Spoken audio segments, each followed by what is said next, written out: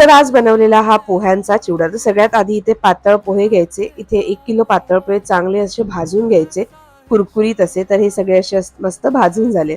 कढईत घ्यायचं तेल, त्याच्यामध्ये घालायचं खोबऱ्याच्या कातळ्या, म्हणजे सुक्या खोबऱ्याचे तुकडे करून घ्यायचे आणि त्याला चांगले ब्राऊन होईपर्यंत असे तळून घ्यायचे. मग घालायचे शेंगदाणे. शेंगदाणे पण मस्त ब्राऊन झाले की त्याला काढायचे. मग घालायचे याच्यामध्ये फुटाण्याची डाळ, ड्राय फ्रुट्स, मनुका असं सगळं भाजून घ्यायचं.